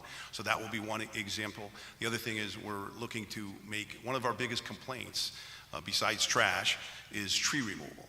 And we felt that it would be prudent to put a subsection in the Parks and Highway as a tree foreman. So there's going to be a new position as a tree foreman with 2 new positions, tree operators there. So instead of 3 or 4 people, there's going to be 6 people in that division. Because it's one of our biggest uses. And I think we get some value for that, going out and internally doing a lot of tree removal and tree trimming. Thank you very much. Any more questions for the Public Works Office? I think I'm going to ask the aldermen on the board look ahead of the rest of the departments under Public Works, and you could just ask questions to the director on whatever one of those departments you may have a question on, instead of him having a presentation on every one of those. There's highway, parks, building maintenance, engineering department, general garage, solid waste, wastewater, and sewer commission. So I'll open up the questions for any one of those. So, Director Healy, Director Sandy could answer those. Alderman Bevan. Thank you, Mr. Chairman. Through you. In the category of general garage, do you maintain the police cars also? Yes, we do. Do you do anything with the fire department? We've assisted the fire department, but not at great length with their equipment. There's been a few issues that we went over and assisted them. In the budget, you'll see that we have 2 master mechanics that we were trying to put into the budget, or are in the budget, but we've realized there's not enough money in the salaries to make it enticing for people to come as a master mechanic. So it's something that we've kind of fallen. And we're looking at trying to adjust that possibly. It's very challenging right now, mechanics as a whole, and fire mechanics are at the top of the list. Thank you very much. Thank you, Mr. Chairman. Any more questions for Public Works? Alderman Brennan. Going back to the vacancies, I'm noticing that we have had a higher than typical overtime in the past couple of years. Is that related to some of these vacancies? Like if where you have some vacancies, salaries for truck drivers, so our actual truck drivers are doing some overtime, so is some of that budget also? That would be correct, yes. We've adjusted some of it. We've looked at it and said it makes sense. We want to get the work done. So it makes us, I believe, a little bit more efficient. A full-time person is fairly expensive, but a little overtime doesn't hurt. It's good for morale in the department, and it also gets our work done.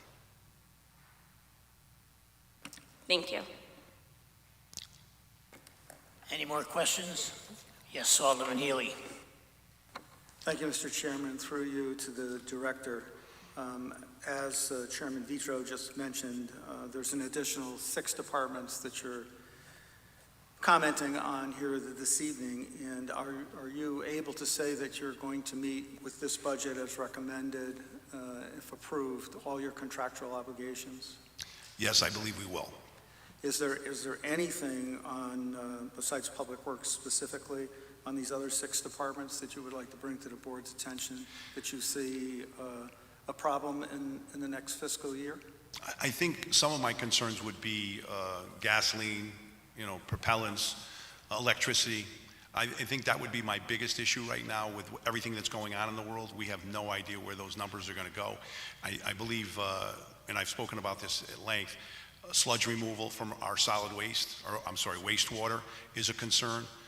So those are the areas that I think will be challenging. I know Alderman Smith went to the recycling center, and right now I believe we're paying somewhere about $83 a ton. That's a commodity-driven product, so that the bottom could fall out on that, and that could be an issue. So there's definitely pressures on the department, but I think we're in a good position for next year with what I'm seeing right now. In an ongoing basis, as your position as director and oversight for all these very important functions, you collaborate with the mayor's office directly and with the finance director whenever a financial situation that could impact budget comes to your attention, so there's that constant communication. Is that correct? That is correct, and one of the things Peter has been great with is we're looking to obviously fund, and the mayor has funded, I think it's $5.5 million for wastewater. That's a concern of ours. It's a really big issue in the city, and I know I've said this multiple times at meetings, people flush the toilet, they don't think about it. And I will ask again, I think it's very prudent that as Alderman Smith came to the recycling center, I would highly recommend that you guys extend yourselves and come to our 2 treatment plants and some of our pump stations. Right now we're doing a major renovation at Rogers Ave, which is one of our top 5 pump stations, and you'll get a different perspective. And so, yes, those are the things that I see. Well, I've taken a ride with you to some of those stations myself in the past, and I appreciate that and the good work that the department does. And your assistant director certainly has taken the initiative to put out information, newsletter, and keeping the public aware of ongoing recycling efforts. So we congratulate you on that. Thank you. It was interesting. I went to the event on the Green Earth Day on Saturday, and they were calling him Recycling Rob. So I'm not a big social media person. I guess I'm not in that world, but Rob does a tremendous job keeping the technology. And that's the other thing we're looking at is the technology as a whole in the city. I know we're evaluating and moving forward with all that, and I think that's where the city is going. I'm excited about that.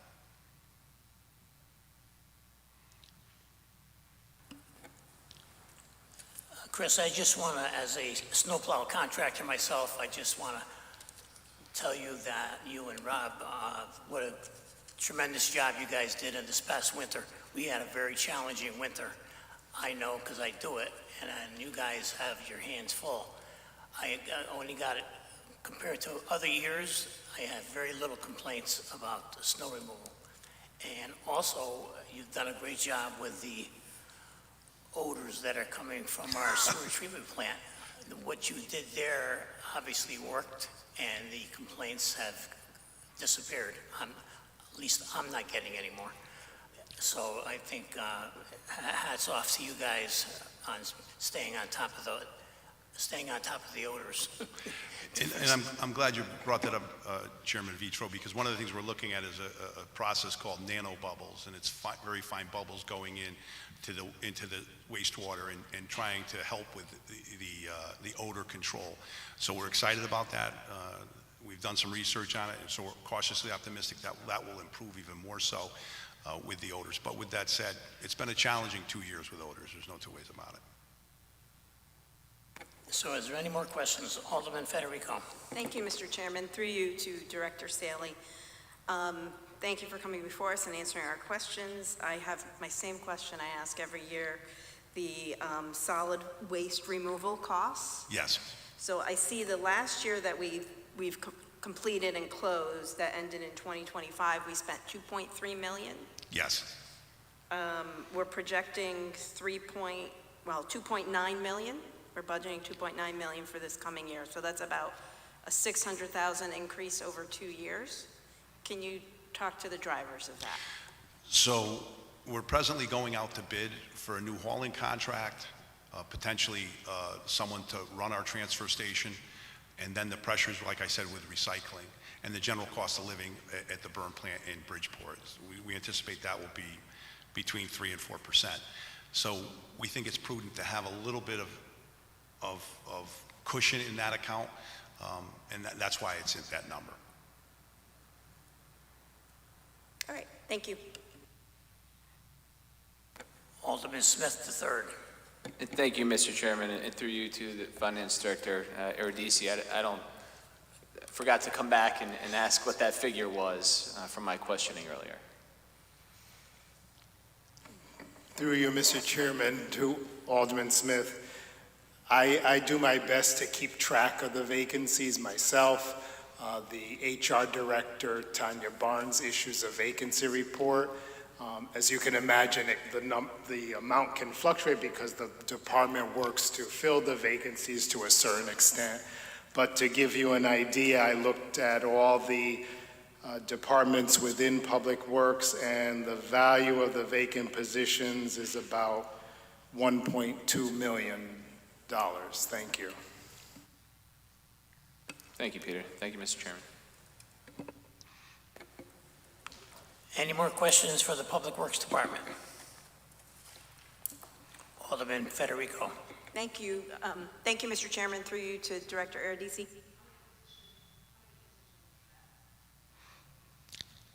Through you, Mr. Chairman, to Alderman Federico. I don't have the exact number, but perhaps Director Saley has an estimate of how many vacant positions total? I don't think anyone's listening to me anymore.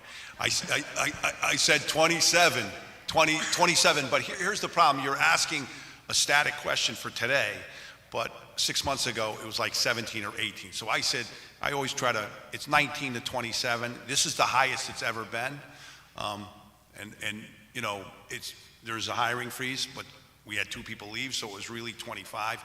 And we're moving people around. We've been waiting to move these people around. So there's been positions that we intentionally left vacant because they're going to be adjusted and raised up and moved in the job description.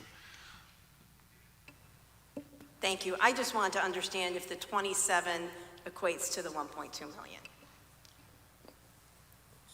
Through you, Mr. Chairman, Alderman Federico, probably not exactly, but if you take 27 or less, it would be close to my dollar figure. Thank you. Alderman Pacelli. Thank you, Mr. Chairman. Through you to the Director. Since we're back to the vacancy question again, I just want to circle back to something you said earlier. You did say that you expected 7 positions to be filled on July 6th. That's our goal. So yes. At least 7. It will probably be a little bit more. So if we were doing some type of math, trying to figure out how much of that number was attributable to truly vacant positions, not taking into account what could happen between now and July, we would back out maybe a percentage of that based on the 7 that you know or expect to be filled at that point. Exactly. Okay. Thank you. Alderman Fowler. Thank you, Mr. Chairman. Through you, sorry, another few questions since I'm jumping to the Sewer Commission page, and just to clarify for the public watching, there's some line items that you had here that like property upkeep, personal services that exceeded the mayor's recommendations and the Board of Finance's recommendations. Could you tell me and the public a little bit about those? What property needs to be upkept, and yeah, just some of those the differences in there. And also there's differences in operational expenses. Which page are you on? I just want to make sure I'm responding. I'm on 97 right now under sewer fund. I don't know if that falls under you right now. 97. Through you, Mr. Chairman, to the board, I would go to page 102. That has the property upkeep section, which belongs to wastewater, which is part of the sewer fund. Thank you. Thank you. You saved me, Peter. Thank you.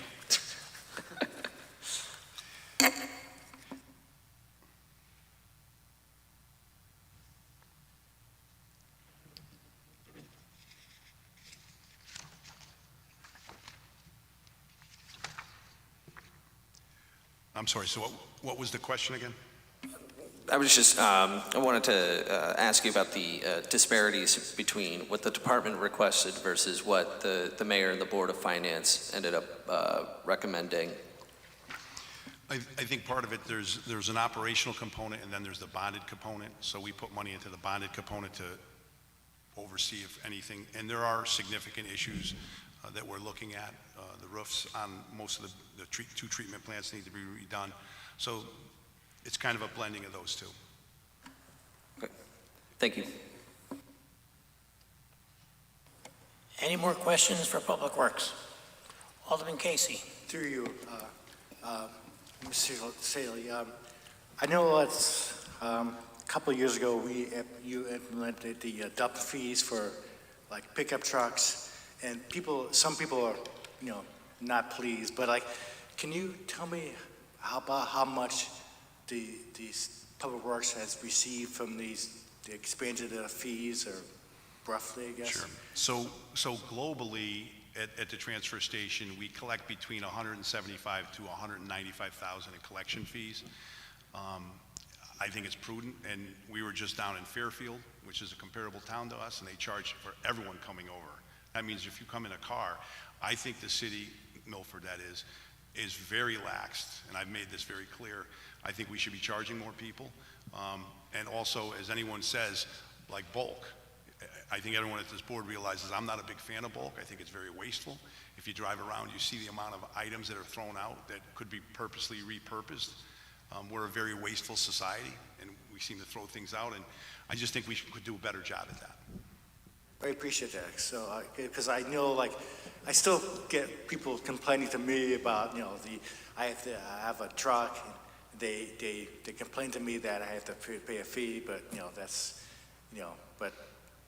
that's people, you can't make everybody happy, I guess. I think they're pretty lucky they don't have to pay for a car or an SUV or a minivan, so it's a pretty good deal for, I believe, but maybe you guys don't, but that's what I think. Thank you.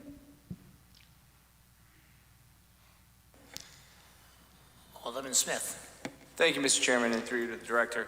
I know the transfer station's been a hot topic for the past couple meetings, but you had just mentioned the charge per vehicle, and I think what you just said was you would hope that there was maybe in the future to charge more per vehicle. Is there a plan in place to do that? Absolutely not. It's a dream that I have that will probably never happen. I'm a big fan of recycling things. I think, like I've spoke before, we're very wasteful here. And when you make people accountable, I think they change their buying habits and their habits in general, and just drive around and see the amount of stuff that gets put out at the curb every day. That's mine. Trust me, I've been railing this for 12 years. It will never happen because it's a political nightmare for anyone that would tackle that, because people are used to it being for free. Thank you for that. And the next question then would be, is there a plan in place for all vehicles to be charged? No. Again, I wish there was, but that will never happen. Okay. Thank you. Thank you, Mr. Chairman. Alderman Healy.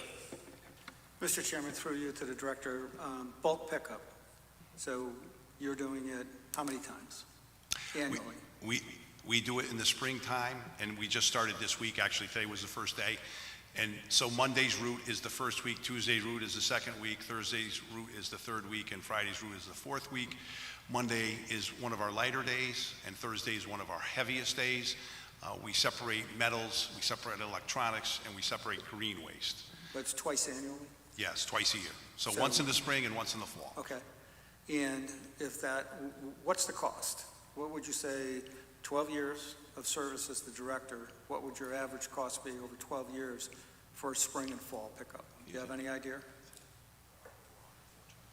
Give me 1 second. No, let me just. Okay. I'm getting old and forgetful.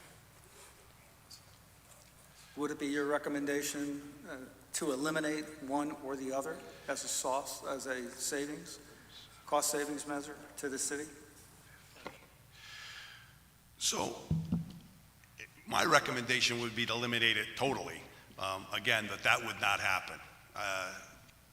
But I don't know if you get that much cost savings by eliminating one, because I just think people would just wait until the fall or the spring, whenever you would decide to do it. I think we have to change how we collect trash. I've been saying that for a while. And I won't be here when this happens, but I believe that trash is going to get very, very expensive in the next 5 to 10 years. Okay, then, do you have a number? I mean, what? So what I the would say, average? somewhere in the ballpark of $350,000. For I can both- get you an exact number tomorrow, though, Alderman Healy. I'm happy. I think it would be, informative to find that data for the last 5 years, what the spring and fall, bulk pickup has cost, and disseminate that information to all the board members. Okay. And then we're looking at it. Because get you. obviously, we have a stewardship and a responsibility here relative to funding, and that's what we're looking at. So, and it's important to have that information. Thank you. And if I could just expand on that a little bit, one of the things that kind of frustrates me is the amount of mattresses that get put out the curb. Now, we have a mattressing recycling program at the transfer station, so if you bring the mattress to the transfer station, it gets recycled and it's repurposed. Once you put it at the curb, it's trash. It goes into trash, and it's never repurposed. So most people don't understand that.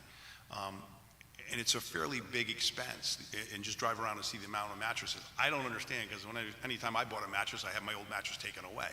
But I think it cost $10, I don't know, whatever it was. But all I'm saying is these are the things that when you look at it, it seems like small things, but there's costs associated with everything. Valid point. So instead of just giving us static dollar numbers, if you're giving us the numbers for the last 5 years, your staff, Rob's been doing a great job.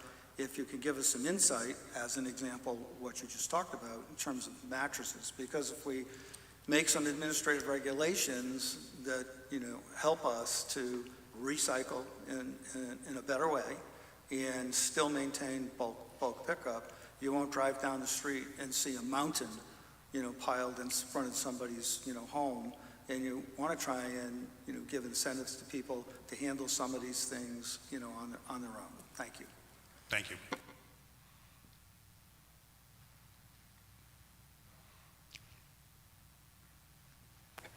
Any more questions for Public Works? I think that wraps it up. Chris and Rob, thank you very much for your presentation and answering all our questions and the job you're doing for the city. Thank you, Chairman. And I would ask one request. Hopefully next year we don't have to be the last standing. Maybe we could get early. I think I made the same request last year, but obviously it fell on deaf ears. What's that? Want me to give it to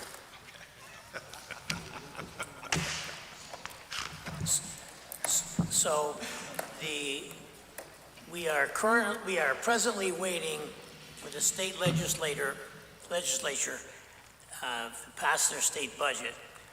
So until then, the next board meeting date is tentatively for Thursday, May 7th at 7 p.m. Is there a motion to recess? So moved. There's a motion and a second to recess. All in favor? Aye. Opposed? We are in recess. Thank you. Thank you, Madam Secretary.